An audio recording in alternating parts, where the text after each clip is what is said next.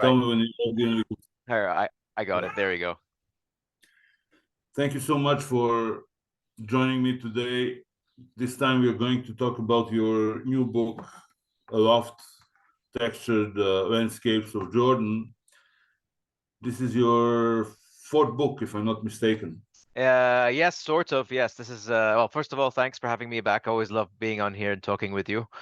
Um, yeah, so technically this is my fourth major project on Jordan.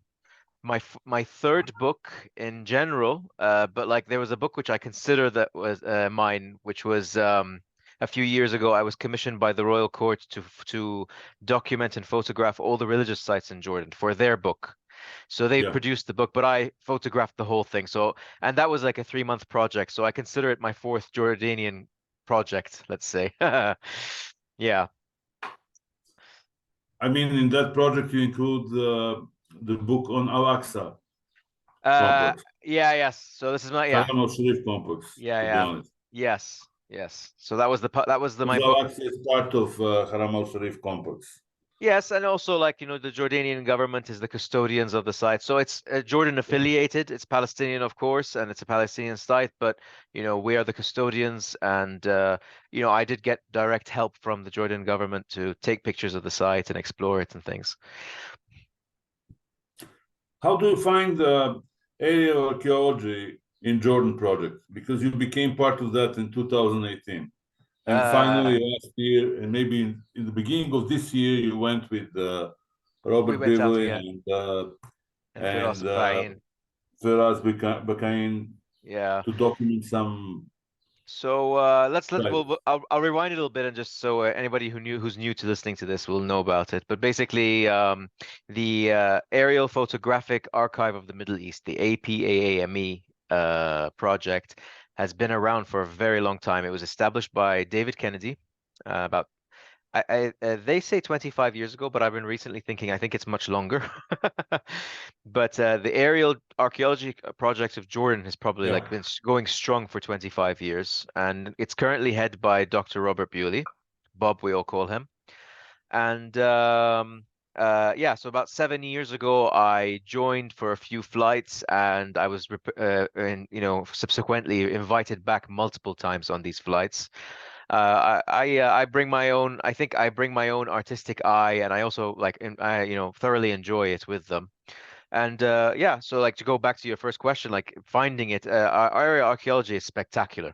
I mean, who else gets this privilege to like hover above, meters to tens of to hundreds of meters above the ground, scanning the surface for changes and objects and like sites and things like this. Many a time, like we'll be flying out there, and you'll spot something. You'll have to get somebody's attention, like, so we can hover back around and I think in our previous talks, we've also spoken about this, where the desert preserves. And so we have, insane amounts of heritage that can be spotted from the space and from the air, that is in pristine condition.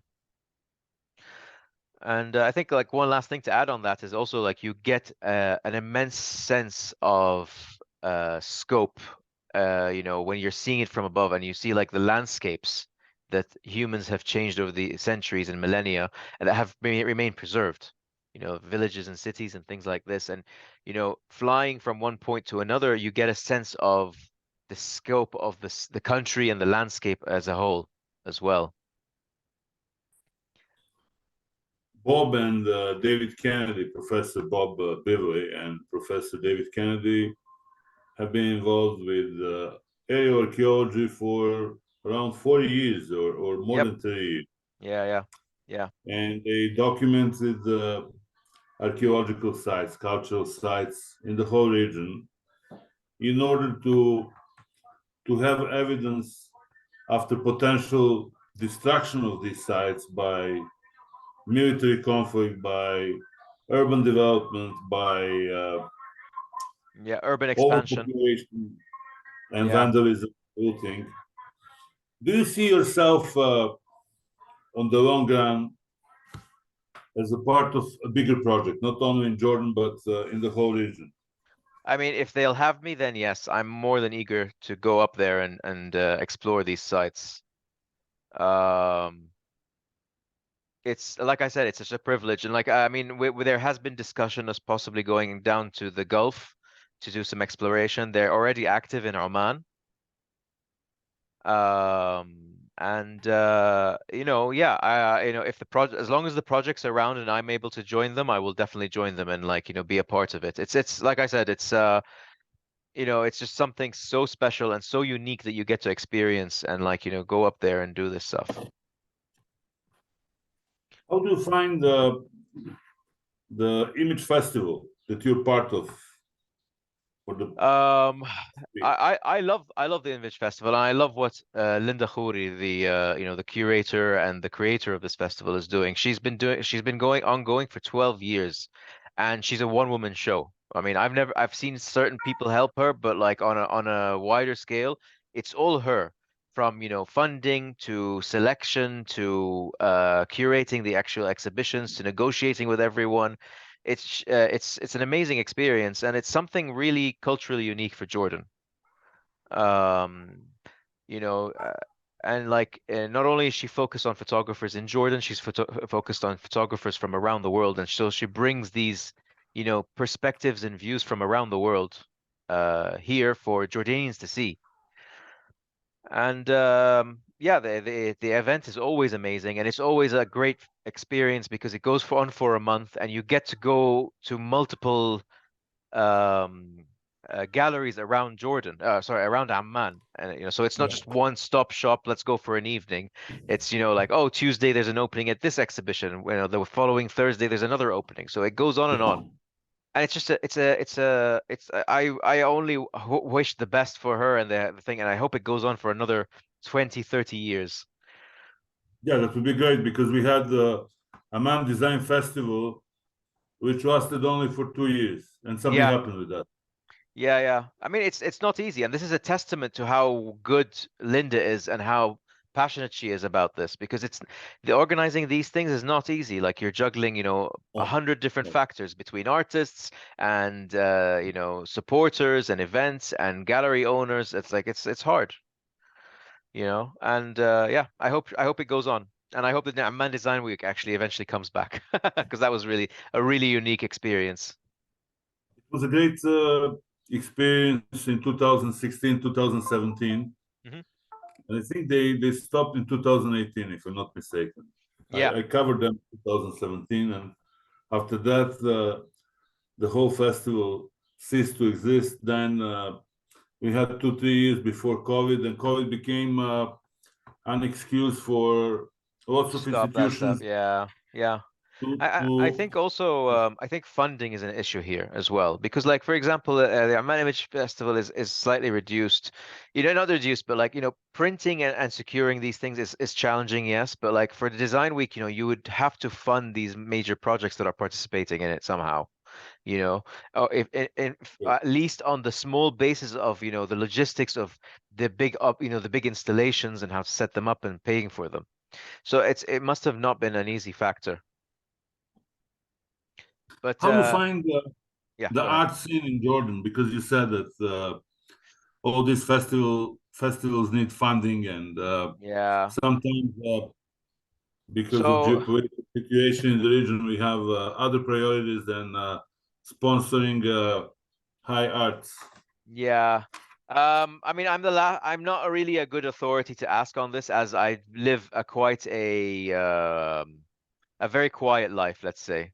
So, I always try to go out there and support exhibitions and things. But like one thing I will tell you this, the photography and exhibition spaces, galleries in Jordan suffer badly.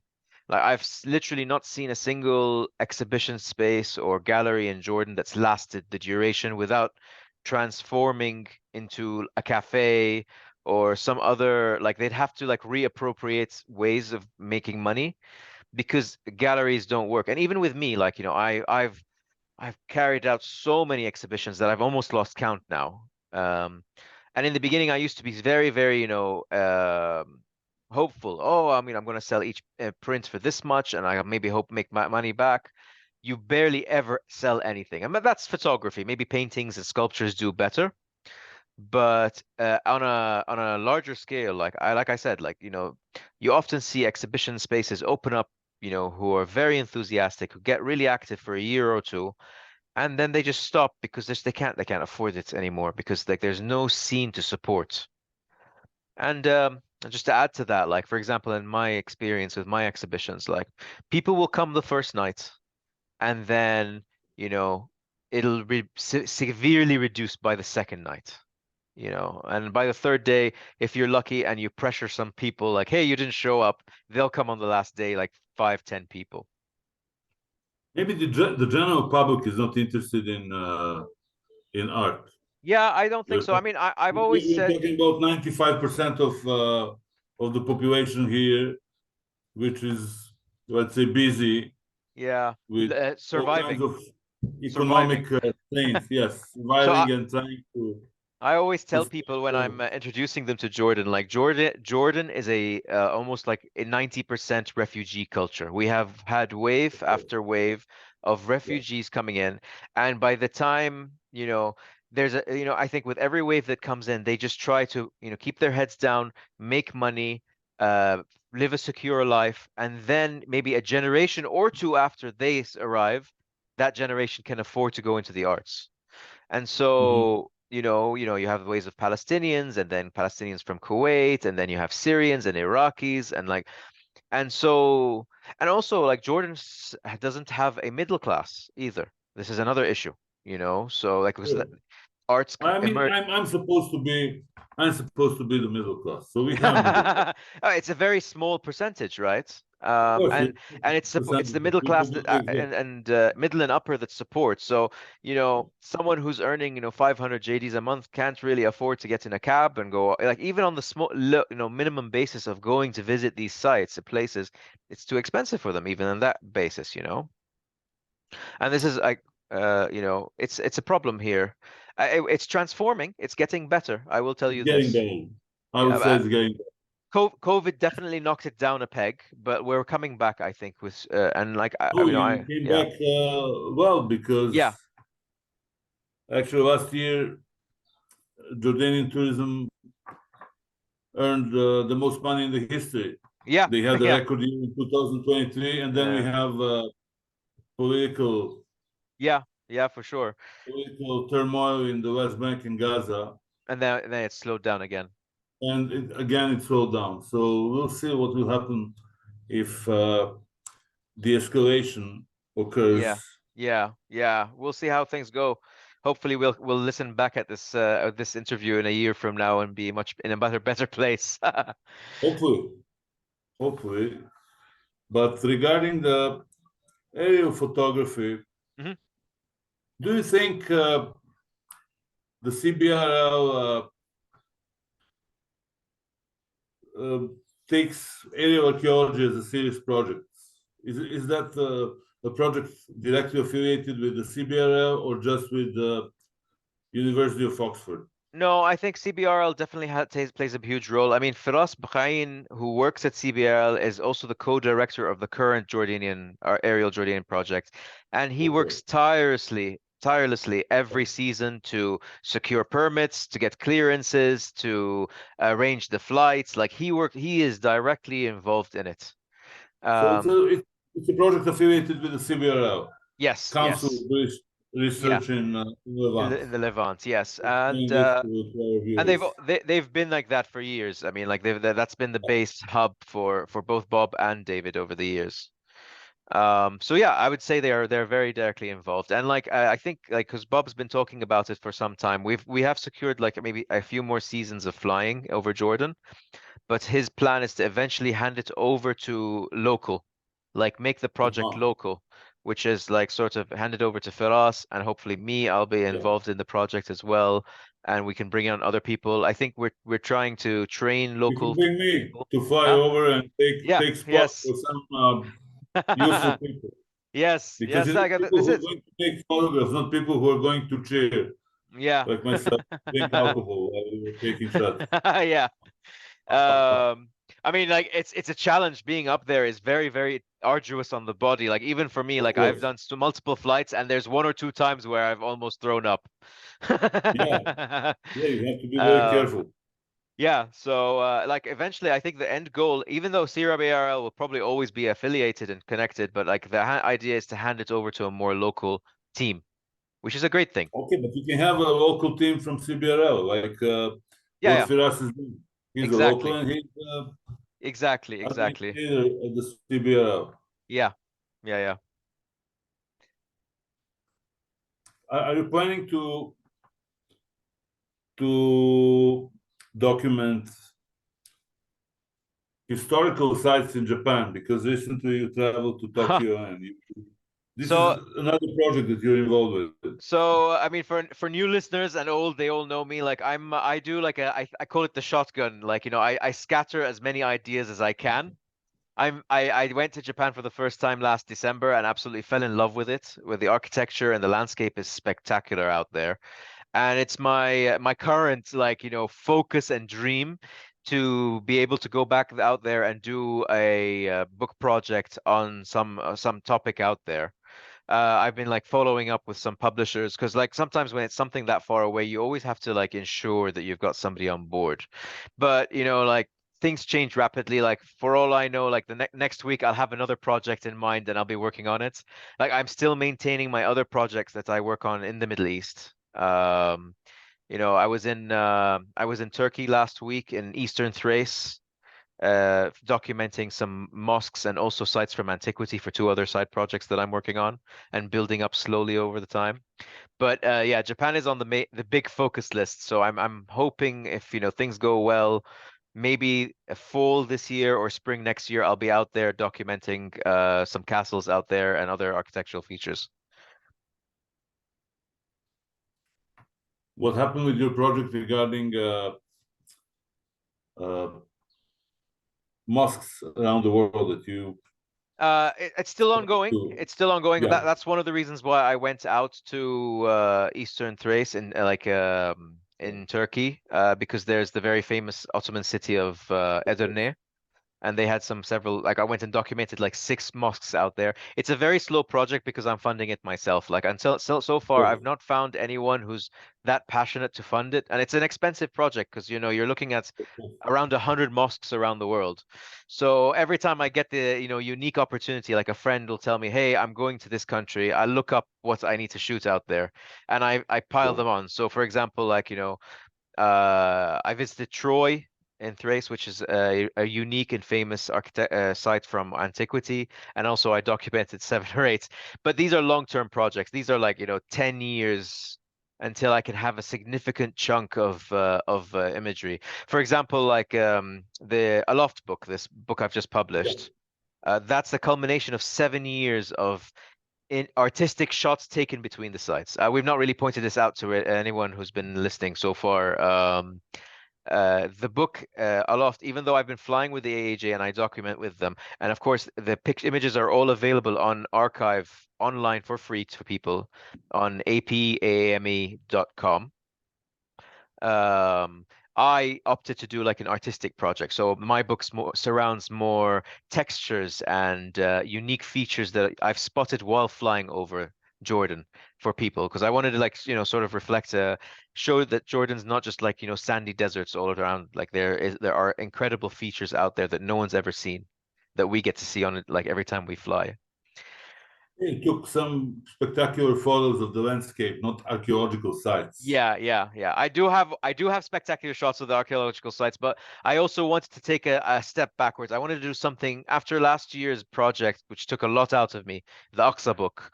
I Yeah. wanted to take a step back and just do something really artistic and free, you know, nothing that has any history involved in it or politics. And so that's what the desire for this project was. I mean, Al-Aqsa, especially now, is very political Yeah, topic. it always It's a has been. hot I mean, it's a topic. flashpoint.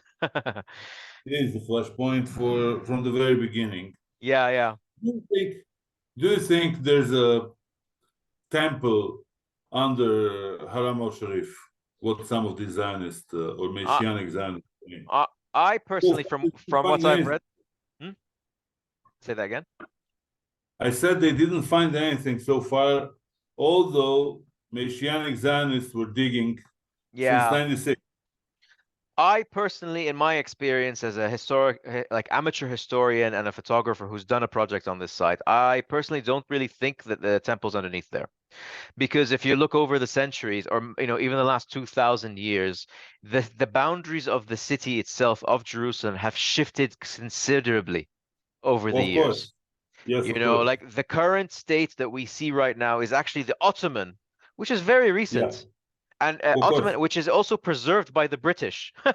The walls are all A Ottoman. 200, 300-year-old Yeah, yeah, yeah, old city. yeah. But if you, for example, And if you look actual at, old city is much smaller.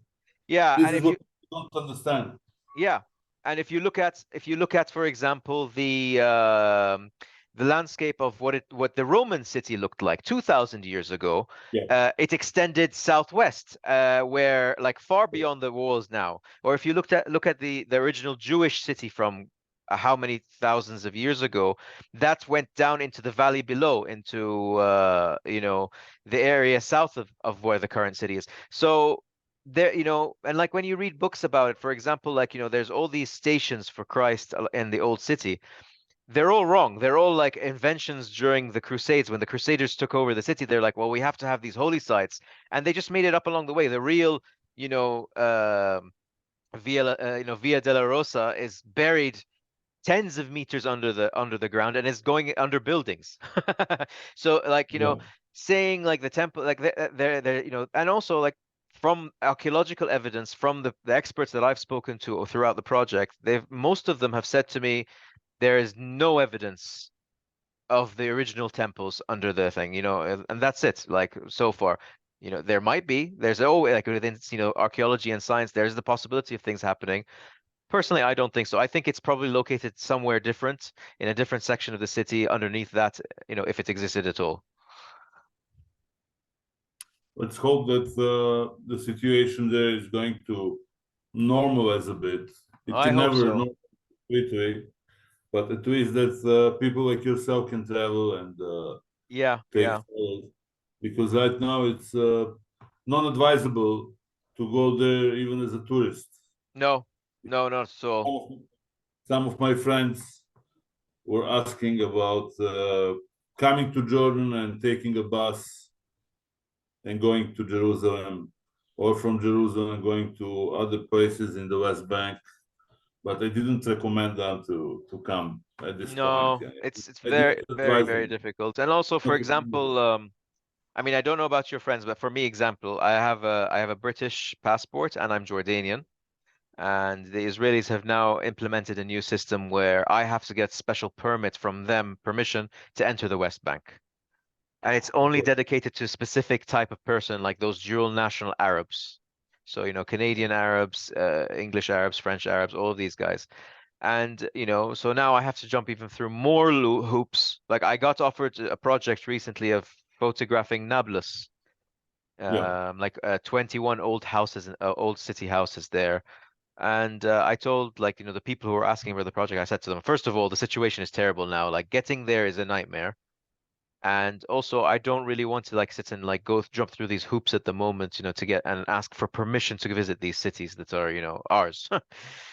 Yeah. So, the situation is too difficult to go through. But we basically, hopefully next year things will be better and we'll be able to do it, or the year after, something like this.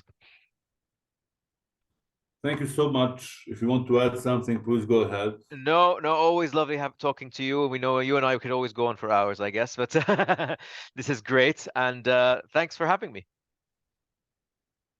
Thank you so much. And we'll see each other in person very Yes. soon. Yeah. Take Actually, care.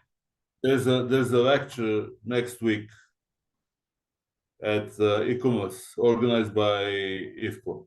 This is what Okay. the head of IFPO told me yesterday when I visited them in Jerash. So on the same Um, day, PRL also has a presentation. So IFPO's presentation will start at 5 and we all CBL. move over to the other one. Yeah. Walk Because around they the always corner. overlap. Yeah. Yeah. This is French style. Yes. Well, Overlapping with other institutes and giving late notice. yeah. That's Yeah. Well, hopefully we'll do that. I did speak to CBRL about possibly doing a talk as well at some point, so maybe they will have that as well. You should have a presentation at the CBRL because Yeah, now yeah, you're affiliated with them. You're part of their major yeah, project because so far as I know, CBRL, besides aerial archaeology, has a museum in Wadi Fainan, yeah. and they run different archaeological projects in Wadi Fainan. Okay. And since you're affiliated with aerial archaeology, they should give you a podium. Yeah, we've spoken about it multiple times, but we never really came into effect, but we'll see. Anyway, well, thank you for having me, and have a great day. Thank you so much. All the All right. best. Take care. Bye. Bye bye.